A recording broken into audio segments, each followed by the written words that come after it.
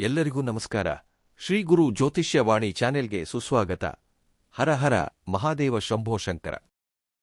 ಈಗ ನಾವು ಕುಂಭ ರಾಶಿಯವರ ಜಾತಕ ಫಲಗಳ ಬಗ್ಗೆ ತಿಳಿದುಕೊಳ್ಳೋಣ.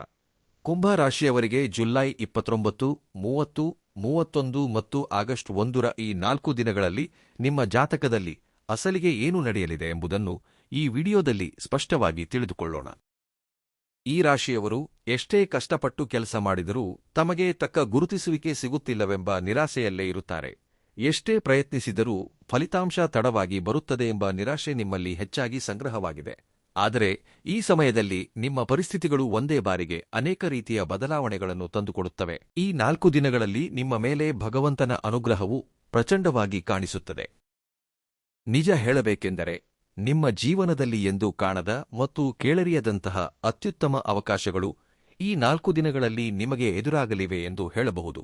ನೀವು ನೀಡಿದ ಪ್ರತಿಯೊಂದು ಆಲೋಚನೆಗೂ ಅಂದರೆ ನೀವು ಮಾಡುವ ಪ್ರತಿಯೊಂದು ಕೆಲಸಕ್ಕೂ ಯಾವುದೇ ಮೌಲ್ಯ ನೀಡದ ಸಂದರ್ಭಗಳು ಗತಕಾಲದಲ್ಲಿ ಸಾಕಷ್ಟು ಸಂಭವಿಸಿದ್ದವು. ಆದರೆ ಈಗ ನಿಮ್ಮ ಹೆಸರಿಗೆ, ನಿಮ್ಮ ಆಲೋಚನೆಗಳಿಗೆ ಮತ್ತು ನಿಮ್ಮ ಮಾತುಗಳಿಗೆ ದುಪ್ಪಟ್ಟು ಗೌರವ ಮೌಲ್ಯಗಳು ಹೆಚ್ಚಾಗುತ್ತಲೇ ಇರುತ್ತವೆ.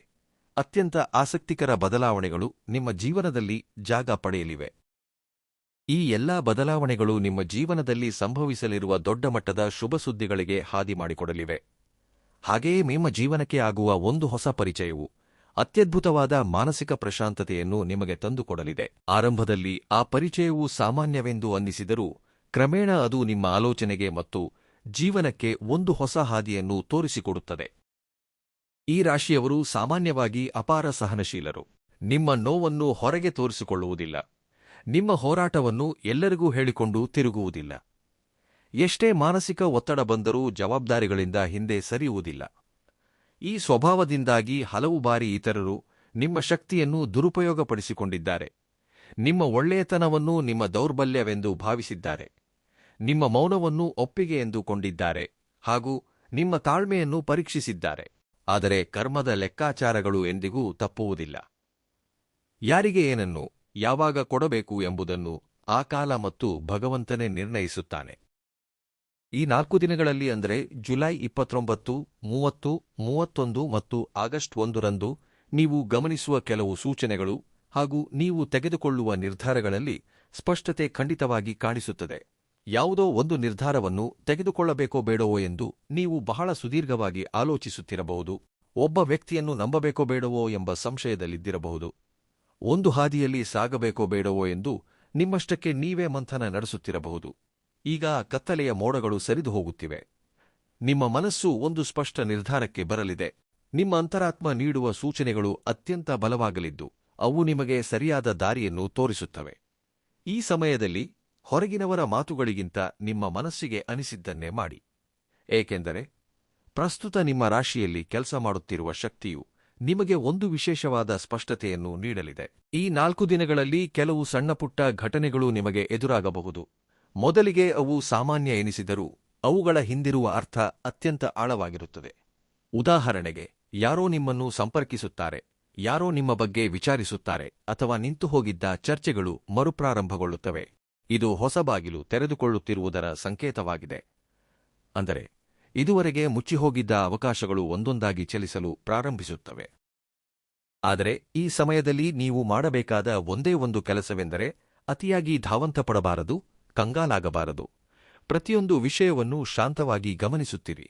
ಯಾಕೆಂದರೆ ಆತುರಪಡುವುದು ಈ 4 ದಿನಗಳಲ್ಲಿರುವ ಒಳ್ಳೆಯ ಶಕ್ತಿಯನ್ನು ಕ್ಷೀಣಗೊಳಿಸುತ್ತದೆ.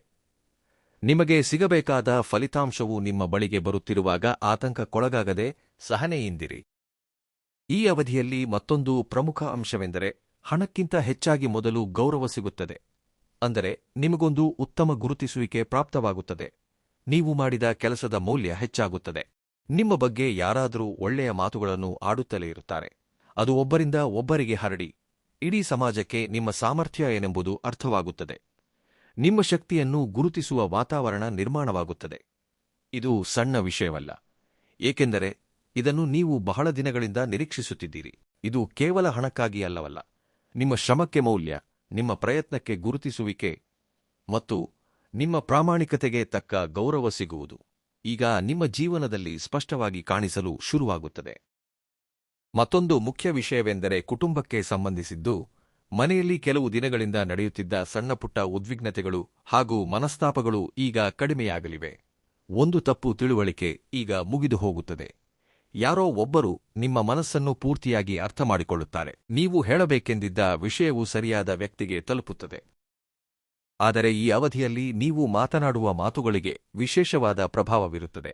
ಆದ್ದರಿಂದ ಕೋಪಕ್ಕಿಂತ ಹೆಚ್ಚಾಗಿ ಶಾಂತತೆಯನ್ನು ಆಯ್ಕೆ ಮಾಡಿಕೊಳ್ಳಿ. ವಾದ ಮಾಡುವ ಬದಲು ವಿವರಣೆ ನೀಡಿ. ಮೌನಕ್ಕಿಂತ ಹೆಚ್ಚಾಗಿ ಪ್ರಾಮಾಣಿಕವಾಗಿ ಮಾತನಾಡಿ. ಹಾಗೆ ಮಾಡಿದಾಗ ನಿಮ್ಮ ಸಂಬಂಧಗಳಲ್ಲಿ ಹೊಸ ಸಮತೋಲನ ಏರ್ಪಡುತ್ತದೆ.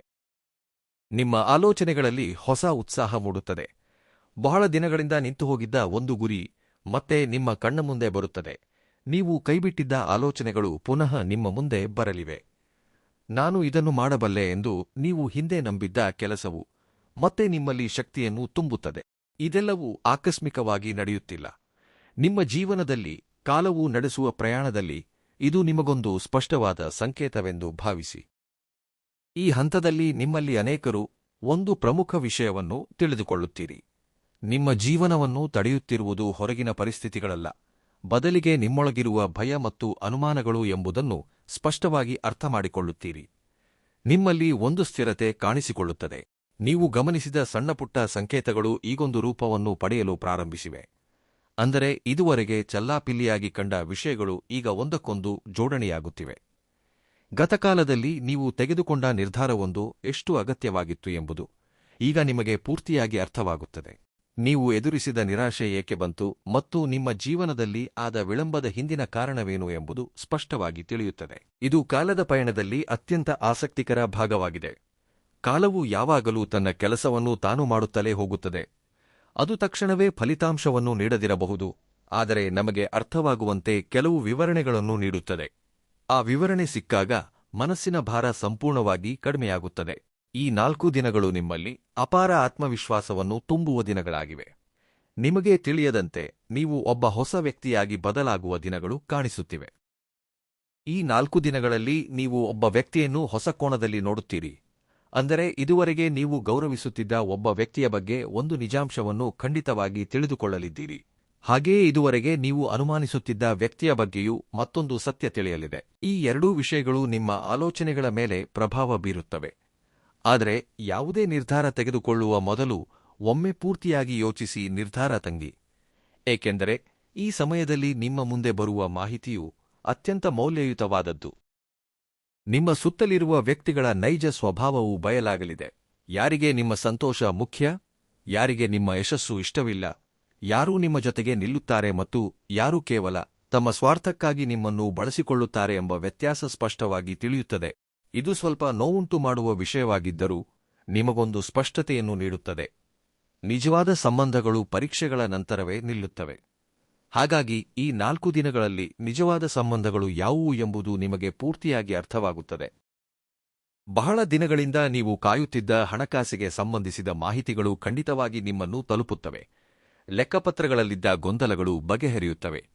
ನಿಮ್ಮ ಆದಾಯ, ವೆಚ್ಚ ಮತ್ತು ಭವಿಷ್ಯದ ಯೋಜನೆಗಳ ಬಗ್ಗೆ ನೀವು ಇನ್ನಷ್ಟು ಸ್ಪಷ್ಟವಾಗಿ ಯೋಚಿಸುತ್ತೀರಿ. ಹಣಕಾಸಿನ ವಿಷಯಗಳಲ್ಲಿ ನಿಮ್ಮ ಪರಿಪಕ್ವತೆ ಎದ್ದು ಕಾಣುತ್ತದೆ. ಅಂದರೆ ಹಿಂದೆ ಭಾವುಕರಾಗಿ ನಿರ್ಧಾರ ತೆಗೆದುಕೊಳ್ಳುತ್ತಿದ್ದ ಕಡೆಯಲ್ಲಿ ಈಗ ಲೆಕ್ಕಾಚಾರದಿಂದ ವ್ಯವಹರಿಸುತ್ತೀರಿ. ಇದು ನಿಮ್ಮ ಬಲ. ನಿಮ್ಮಲ್ಲಿರುವ ನೈಸರ್ಗಿಕ ಸ್ಥಿರತೆಯು ಈ ಸಮಯದಲ್ಲಿ ನಿಮಗೆ ಇನ್ನಷ್ಟು ಶಕ್ತಿಯನ್ನು ನೀಡುತ್ತದೆ. ಮತ್ತೊಂದು ಪ್ರಮುಖ ಅಂಶವೆಂದರೆ ನೀವು ಮಾತನಾಡುವ ಪ್ರತಿಯೊಂದು ಮಾತಿಗೂ ತೂಕ ಹೆಚ್ಚಾಗುತ್ತದೆ. ನಿಮ್ಮ ಅಭಿಪ್ರಾಯವನ್ನು ಇತರರು ಗಮನವಿಟ್ಟು ಕೇಳುತ್ತಾರೆ, ನಿಮ್ಮ ಸಲಹೆಗಳಿಗೆ ಮೌಲ್ಯ ನೀಡುತ್ತಾರೆ ಮತ್ತು ನಿಮ್ಮ ಅನುಭವವನ್ನು ಗೌರವಿಸುತ್ತಾರೆ. ಹಾಗಾಗಿ ಈ ದಿನಗಳಲ್ಲಿ ನೀವು ಆಡುವ ಮಾತುಗಳು ನಿರ್ಣಾಯಕವಾಗಿರಬೇಕು. ಯಾರನ್ನಾದರೂ ನೋಯಿಸುವಂತೆ ಮಾತನಾಡುವ ಬದಲು ಅವರಿಗೆ ದಾರಿ ತೋರಿಸುವಂತೆ ಮಾತನಾಡಿ. ಏಕೆಂದರೆ ನಿಮ್ಮ ವಾಕ್ಚಾತುರ್ಯವು ನಿಮಗೆ ವಿಶೇಷ ಬಲವನ್ನು ನೀಡುತ್ತದೆ. ಹಳೆಯ ನೆನಪುಗಳು ಮತ್ತೆ ನಿಮ್ಮ ಮನಸ್ಸಿಗೆ ಬರಬಹುದು. ಅಂದರೆ ಒಂದು ಕಾಲದಲ್ಲಿ ನೀವು ಇಷ್ಟಪಟ್ಟ ವಿಷಯಗಳು ಮತ್ತು ನಿಮ್ಮ ಜೀವನದಲ್ಲಿ ಮುಖ್ಯ ಪಾತ್ರ ವಹಿಸಿದ ವ್ಯಕ್ತಿಗಳ ನೆನಪುಗಳು ನಿಮಗೊಂದು ಸಂದೇಶವನ್ನು ನೀಡುತ್ತವೆ.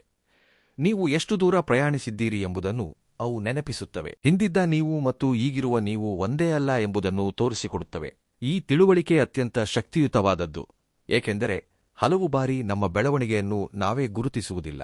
ಸಾಗಬೇಕಾದ ದಾರಿ ಕಣ್ಣಿಗೆ ಕಾಣಿಸುತ್ತದೆ, ಆದರೆ ಈಗಾಗಲೇ ಕ್ರಮಿಸಿದ ಹಾದಿಯನ್ನು ನಾವು ಗಮನಿಸುವುದಿಲ್ಲ. ಈ 4 ದಿನಗಳಲ್ಲಿ ನಿಮ್ಮ ಮನಸ್ಸಿನಲ್ಲಿ ಒಂದು ಹೊಸ ಆಲೋಚನೆ ಖಂಡಿತವಾಗಿ ಮೂಡುತ್ತದೆ. ಇದು ಕೆಲ ವ್ಯಾಪಾರ, ಕುಟುಂಬ ಅಥವಾ ವೈಯಕ್ತಿಕ ಗುರಿಗಳಿಗೆ ಸಂಬಂಧಿಸಿದ್ದಾಗಿರಬಹುದು. ನಿಮ್ಮ ಭವಿಷ್ಯವನ್ನು ರೂಪಿಸುವಂತಹ ಉತ್ತಮ ಆಲೋಚನೆ ಇದು. ಈ ಆಲೋಚನೆಯನ್ನು ನಿರ್ಲಕ್ಷಿಸಬೇಡಿ. ಅದು ಸಣ್ಣದಾಗಿ ಕಂಡರೂ ಅದರ ಪ್ರಭಾವ ದೊಡ್ಡದಾಗಿರುತ್ತದೆ. ಪ್ರತಿಯೊಂದು ದೊಡ್ಡ ಬದಲಾವಣೆಯೂ ಒಂದು ಸಣ್ಣ ಆಲೋಚನೆಯಿಂದಲೇ ಪ್ರಾರಂಭವಾಗುತ್ತದೆ. ಅಲ್ಲದೆ ನಿಮ್ಮ ಶಕ್ತಿಯಲ್ಲಿ ಆಗುವ ಬದಲಾವಣೆಯನ್ನು ನೀವು ಗಮನಿಸುತ್ತೀರಿ. ಕಳೆದ ಕೆಲವು ವಾರಗಳಿಂದ ನಿಮ್ಮಲ್ಲಿದ್ದ ಆಯಾಸ ಸಂಪೂರ್ಣವಾಗಿ ಕಡಿಮೆಯಾಗುತ್ತದೆ. ಮಾನಸಿಕವಾಗಿ ಇನ್ನಷ್ಟು ದೃಢವಾಗುತ್ತೀರಿ. ನೀವು ಎದುರಿಸುತ್ತಿರುವ ಒತ್ತಡವನ್ನು ಜಯಿಸುವ ಸ್ಥಿತಿಯಲ್ಲಿ ನಿಲ್ಲುತ್ತೀರಿ. ನಿಮ್ಮ ಗಮನವು ಎಲ್ಲೂ ಚದುರಿ ಹೋಗದೆ ಒಂದೇ ಗುರಿಯತ್ತ ನೆಟ್ಟಗಿರುತ್ತದೆ. ಕರ್ಮಫಲ ದೊರೆಯುವ ಮೊದಲು ವ್ಯಕ್ತಿಗಳು ತಮ್ಮ ಆಂತರಿಕ ಶಕ್ತಿಯನ್ನು ಹೆಚ್ಚಿಸಿಕೊಳ್ಳುತ್ತಾರೆ. ಆ ಶಕ್ತಿಯೇ ಇಲ್ಲದಿದ್ದರೆ ಸಿಕ್ಕ ಅವಕಾಶಗಳನ್ನು ಉಳಿಸಿಕೊಳ್ಳುವುದು ಕಷ್ಟ. ಈಗ ನೀವು ಆ ಶಕ್ತಿಯನ್ನು ಸಂಪಾದಿಸಲಿದ್ದೀರಿ. ಈ 4 ದಿನಗಳಲ್ಲಿ ನಡೆಯುವ ಒಂದು ಸಣ್ಣ ಘಟನೆ ನಿಮ್ಮ ಮನಸ್ಸಿನಲ್ಲಿ ಅಚ್ಚಳಿಯದೆ ಉಳಿಯುತ್ತದೆ. ಇತರರಿಗೆ ಅದು ಸಾಮಾನ್ಯ ಎನಿಸಿದರೂ ನಿಮಗದು ಒಂದು ದೈವಿಕ ಸಂಕೇತದಂತೆ ಭಾಸವಾಗುತ್ತದೆ. ಆ ಸಂಕೇತವು ನಿಮ್ಮಲ್ಲಿ ನಂಬಿಕೆಯನ್ನು ಹೆಚ್ಚಿಸುತ್ತದೆ ಮತ್ತು ನೀವು ಆಯ್ದುಕೊಂಡ ಹಾದಿ ಸರಿಯಾಗಿದೆ ಎಂಬುದನ್ನು ನೆನಪಿಸುತ್ತದೆ. ಇಲ್ಲಿ ಒಂದು ಮುಖ್ಯ ವಿಷಯವನ್ನು ನೀವು ನೆನಪಿಟ್ಟುಕೊಳ್ಳಬೇಕು.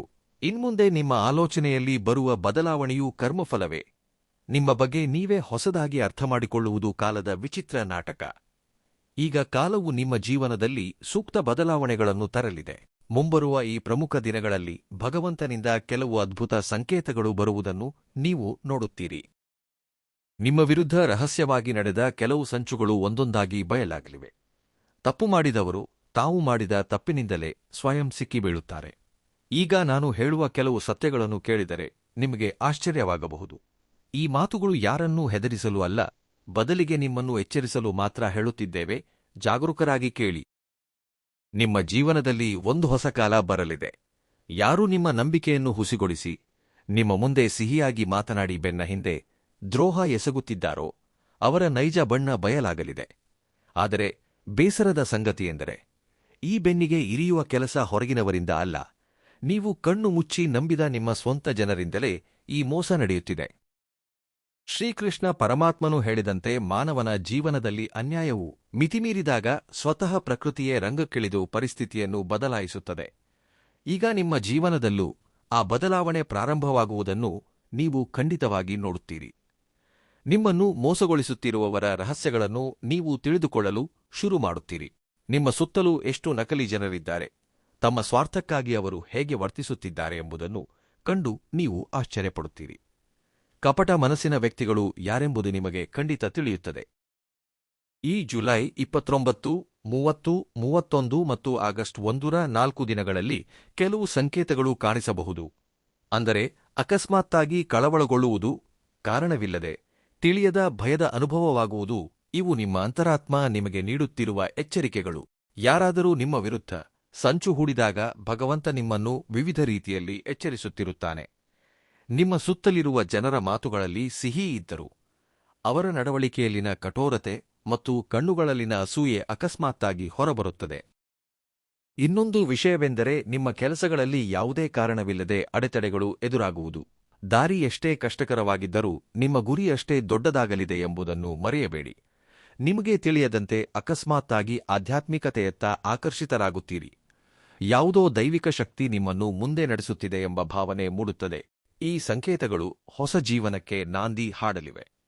ಮೋಸಗಾರರು ನಾಶವಾಗಿ ಸತ್ಯದ ಮಾರ್ಗ ನಿಮಗೆ ಕಾಣಿಸುತ್ತದೆ. ನೀವು ಯಾರನ್ನು ಹೆಚ್ಚಾಗಿ ಪ್ರೀತಿಸಿದ್ದೀರೋ, ಯಾರನ್ನು ಅಮಿತವಾಗಿ ನಂಬಿದ್ದೀರೋ ಅವರಿಂದಲೇ ನಿಮಗೆ ಮೊದಲ ಪೆಟ್ಟು ಬೀಳುತ್ತದೆ. ಇದನ್ನು ಕೇಳಿದಾಗ ಮನಸ್ಸಿಗೆ ಭಾರ ಎನಿಸಬಹುದು, ಆದರೆ ಸತ್ಯವನ್ನು ಎದುರಿಸಲು ಭಯಪಡುವ ಅಗತ್ಯವಿಲ್ಲ. ಮನಸ್ಸನ್ನು ಸಿದ್ಧವಾಗಿಟ್ಟುಕೊಳ್ಳಿ. ಪರಿಸ್ಥಿತಿಗಳು ಕೆಲ ದಿನಗಳ ಕಾಲ ಭಾರವೆನಿಸಿದರೂ ಇದುವರೆಗೆ ಎಷ್ಟು ತಾಳ್ಮೆಯಿಂದಿದ್ದೀರೋ ಈಗಲೂ ಅಷ್ಟೇ ಜಾಗರೂಕರಾಗಿರಿ. ನಿಮ್ಮನ್ನು ತಪ್ಪುದಾರಿ ಎಳೆಯುತ್ತಿರುವವರಿಂದ ಹೊರಬರಲು ನೀವು ದೃಢವಾಗಿರಬೇಕು.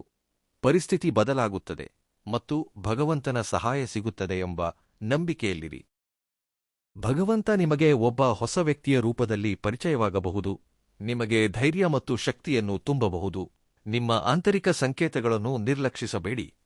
ಮೋಸಗಾರರ ಸಮಯ ಮುಗಿದಾಗ ಅವರು ಮಾಡಿದ ಕರ್ಮಗಳಿಂದಾಗಿ ಅವರ ಪತನವನ್ನು ಅವರೇ ಒಡ್ಡಿಕೊಳ್ಳುತ್ತಾರೆ. ಅವರು ಹೆಣೆದ ಬಲೆಯಲ್ಲಿ ಅವರೇ ಸಿಕ್ಕಿಬೀಳುತ್ತಾರೆ. ಕಲ್ಮಶವಿಲ್ಲದ ಮನಸ್ಸಿನವರನ್ನು ಭಗವಂತ ಯಾವಾಗಲೂ ಕಾಯುತ್ತಿರುತ್ತಾನೆ. ನೀವು ಎಲ್ಲರನ್ನೂ ನಿಮ್ಮವರೆಂದು ನಂಬಿ ಮೋಸ ಹೋಗುತ್ತಿದ್ದೀರಿ.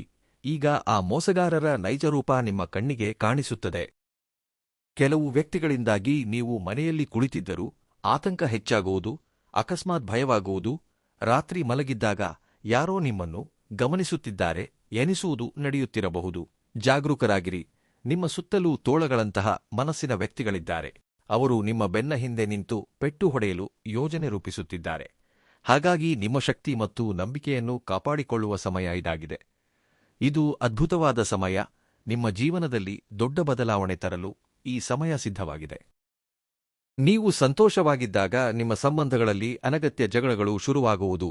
ಸ್ವಂತ ಜನರ ರೂಪದಲ್ಲಿರುವ ಶತ್ರುಗಳು ಯಾರೆಂಬುದನ್ನು ತಿಳಿದುಕೊಳ್ಳುವುದು ಬಹಳ ಮುಖ್ಯ. ಅವರಿಂದ ನಕಾರಾತ್ಮಕ ಶಕ್ತಿ ಹೆಚ್ಚಾಗುತ್ತದೆ. ಆದ್ದರಿಂದ ಅಂತಹ ವ್ಯಕ್ತಿಗಳಿಂದ ಆದಷ್ಟು ದೂರವಿರಿ. ರಾಬೋಯಿ ದಿನಗಳಲ್ಲಿ ಕೆಲವು ಇಬ್ಬಂದಿಗಳನ್ನು ಎದುರಿಸಬೇಕಾಗಿ ಬರಬಹುದು. ಆದರೆ ಈ 4 ದಿನಗಳಲ್ಲಿ ಉದ್ಯೋಗ ಮತ್ತು ಹಣಕಾಸಿನ ವಿಷಯಗಳಲ್ಲಿ ಉತ್ತಮ ಬದಲಾವಣೆಗಳನ್ನು ಕಾಣುತ್ತೀರಿ. ಹೂಡಿಕೆ ಮಾಡಿದ ವ್ಯಾಪಾರದಲ್ಲಿ ಉತ್ತಮ ಲಾಭ ಸಿಗುತ್ತದೆ. ಉದ್ಯೋಗದಲ್ಲಿ ಪ್ರತ್ಯಕ್ಷ ಬದಲಾವಣೆಗಳು, ಪ್ರಮೋಷನ್ ಸಿಗುವುದು ಮತ್ತು ಮೇಲಧಿಕಾರಿಗಳು ನಿಮ್ಮ ಶ್ರಮವನ್ನು ಗುರುತಿಸಿ ಗೌರವಿಸುವುದು ನಡೆಯುತ್ತದೆ. ನಿಮ್ಮ ಮುಂದೆ ನಕ್ಕು ಬೆನ್ನ ಹಿಂದೆ ಸಂಚು ಹೂಡುವವರ ಮುಖವಾಡಗಳು ಕಳಚಿಬೀಳುತ್ತವೆ. ಇಷ್ಟು ದಿನ ನಿಮಗಾಗಿ ಮತ್ತು ಇತರರಿಗಾಗಿ ಹಗಲಿರುಳು ಕಷ್ಟಪಟ್ಟರೂ ಕೊನೆಗೆ ಸಿಕ್ಕಿದ್ದು ಮೋಸ ಮತ್ತು ದ್ರೋಹ. ಜನ ನಿಮ್ಮ ಒಳ್ಳೆಯತನವನ್ನು ದೌರ್ಬಲ್ಯವೆಂದು ಭಾವಿಸುತ್ತಿರುವಾಗ ನೀವು ಇನ್ಮುಂದೆ ಕಠಿಣವಾಗಿ ವ್ಯವಹರಿಸಿ. ನಿಮ್ಮ ಶಾಂತ ಸ್ವಭಾವವನ್ನು ಕಂಡು ಯಾರೂ ತಮಾಷೆ ಮಾಡದಂತೆ ನೋಡಿಕೊಳ್ಳಿ. ನಿಮ್ಮ ಮೌನವನ್ನು ಸೋಲೆಂದು ಭಾವಿಸದಿರಿ. ಭಗವಂತನ ಅನುಗ್ರಹ ನಿಮ್ಮೊಂದಿಗಿರುವಾಗ ನಿಮ್ಮನ್ನು ಯಾರೂ ಏನೂ ಮಾಡಲು ಸಾಧ್ಯವಿಲ್ಲ. ಈ 4 ದಿನಗಳಲ್ಲಿ ನಿಮ್ಮನ್ನು ಕಾಯುವ ಆ ಶಕ್ತಿ ಬೇರಾರೂ ಅಲ್ಲ, ಸಾಕ್ಷಾತ್ ಪರಮೇಶ್ವರ. ಪರಮೇಶ್ವರನ ಅನುಗ್ರಹವು ನಿಮ್ಮ ಮೇಲೆ ಹೆಚ್ಚಿರಲಿದೆ. ಆ ಪರಮಶಿವನು ನಿಮಗೆ ಮುಂಚಿತವಾಗಿಯೇ ಎಚ್ಚರಿಕೆಗಳನ್ನು ನೀಡುತ್ತಿದ್ದಾನೆ. ನಿಮ್ಮ ದಾರಿಯಲ್ಲಿ ಅವರು ನೆಟ್ಟ ಮುಳ್ಳುಗಳಿಗೆ ಅವರೇ ಕ್ಷಮೆ ಕೇಳುವ ದಿನಗಳು ಬರಲಿವೆ. ನೀವು ಯಶಸ್ಸಿನ ಶಿಖರವನ್ನು ಏರಲಿದ್ದೀರಿ. ಕುಟುಂಬದಲ್ಲಿ ಶಾಂತಿ ನೆಲೆಸಲಿದೆ. ನಿದ್ರೆಯಿಲ್ಲದ ರಾತ್ರಿಗಳು ಮುಗಿಯಲಿವೆ. ಈ ಸಮಯದಲ್ಲಿ ಮನಸ್ಸನ್ನು ಪ್ರಶಾಂತವಾಗಿಟ್ಟುಕೊಳ್ಳಿ. ನಕಾರಾತ್ಮಕ ಆಲೋಚನೆಗಳನ್ನು ಮಾಡಬೇಡಿ. ಅಸೂಯೆ ಮತ್ತು ಕೋಪವನ್ನು ಮನಸ್ಸಿಗೆ ತರಬೇಡಿ. ನಿಮ್ಮ ಬೆಳವಣಿಗೆಯನ್ನು ಸಹಿಸದವರೇ ಪತನಗೊಳ್ಳುತ್ತಾರೆ. ಈ 4 ದಿನಗಳಲ್ಲಿ ನಿಮ್ಮ ಮನೆಯಲ್ಲಿ ಪರಮೇಶ್ವರನ ಅನುಗ್ರಹಕ್ಕಾಗಿ ಹಸುವಿನ ತುಪ್ಪದಿಂದ ದೀಪವನ್ನು ಹಚ್ಚಿ, ಹಾಗೆಯೇ ಓಂ ನಮಃ ಶಿವಾಯ ಎಂಬ ಮಂತ್ರವನ್ನು ದಿನದಲ್ಲಿ ಎಷ್ಟು ಬಾರಿ ಸಾಧ್ಯವೋ ಅಷ್ಟು ಬಾರಿ ಜಪಿಸಿ. ಈ ದಿನಗಳಲ್ಲಿ ಸಾಸಿವೆಯಷ್ಟು ನಕಾರಾತ್ಮಕ ಶಕ್ತಿಯು ತೊಲಗಿ ಧನಾತ್ಮಕ ಶಕ್ತಿ ನಿಮ್ಮನ್ನು ಆವರಿಸುತ್ತದೆ. ಪರಮೇಶ್ವರನು ನಿಮ್ಮ ಸುತ್ತಲೂ ಅದೃಶ್ಯ ರಕ್ಷಣಾ ಕವಚವನ್ನು ನಿರ್ಮಿಸುತ್ತಿದ್ದಾನೆ. ಕಣ್ಣು ಮುಚ್ಚಿ ಸ್ವಾಮಿಯನ್ನು ಪ್ರಾರ್ಥಿಸಿ, ನನಗೆ ವಿರುದ್ಧವಾಗಿ ಸಂಚು ಹೂಡುವ ಕೆಡುಕು ಅವರಿಗೆ ತಲುಪಲಿ. ನನ್ನನ್ನು ಸತ್ಯದ ಮಾರ್ಗದಲ್ಲಿ ನಡೆಸು ಸ್ವಾಮಿ ಎಂದು ಮನಸ್ಸಿನಲ್ಲಿ ಸ್ಮರಿಸಿ. ನಿಮ್ಮನ್ನು ನೀವು ಎಂದಿಗೂ ಕೀಳಾಗಿ ಅಂದಾಜಿಸಬೇಡಿ. ನೀವು ಬಿಟ್ಟುಕೊಟ್ಟ ಕೆಲಸಗಳಲ್ಲೂ ಲಾಭ ಕಾಣುವ ಸಮಯ ಬಂದಿದೆ. ದೈನಂದಿನ ಆಧ್ಯಾತ್ಮಿಕ ಆಚರಣೆಗಳು. ಸೂರ್ಯ ಉದಯಿಸುತ್ತಿದ್ದಂತೆ ಸೂರ್ಯ ನಮಸ್ಕಾರ ಮಾಡಿ ಸೂರ್ಯದೇವನಿಗೆ ಅರ್ಘ್ಯ ಅರ್ಪಿಸಿ. ಪ್ರಮುಖ ಕೆಲಸಗಳಿಗೆ ಹೊರಡುವಾಗ ಸುಬ್ರಹ್ಮಣ್ಯೇಶ್ವರ ಸ್ವಾಮಿಯ ಆರಾಧನೆ ಮಾಡಿ. ಇದರಿಂದ ಜಾತಕದಲ್ಲಿರುವ ಗ್ರಹದೋಷಗಳು ನಿವಾರಣೆಯಾಗುತ್ತವೆ. ಅಲ್ಲದೆ ಓಂ ಶಂ ಶರವಣಭವಾಯ ನಮಃ ಎಂಬ ಮಂತ್ರವನ್ನು ದಿನಕ್ಕೆ 11 ಅಥವಾ 21 ಬಾರಿ ಜಪಿಸಿ. ಹಣಕಾಸಿನ ವಿಚಾರದಲ್ಲಿ ಜಾಗರೂಕರಾಗಿರಿ. ಈ ದಿನಗಳಲ್ಲಿ ಹನುಮಂತನ ಆರಾಧನೆ ಮತ್ತು ಹನುಮಾನ್ ಚಾಲೀಸಾ ಪಾರಾಯಣ ಮಾಡಿ. ಕುಟುಂಬದ ಸದಸ್ಯರೊಂದಿಗೆ ತಾಳ್ಮೆಯಿಂದಿರಿ.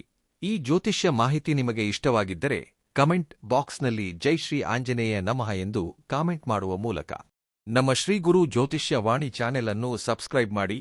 ವಿಡಿಯೋವನ್ನು ಲೈಕ್ ಮಾಡಿ ಮತ್ತು ಶೇರ್ ಮಾಡಿ. ಧನ್ಯವಾದಗಳು.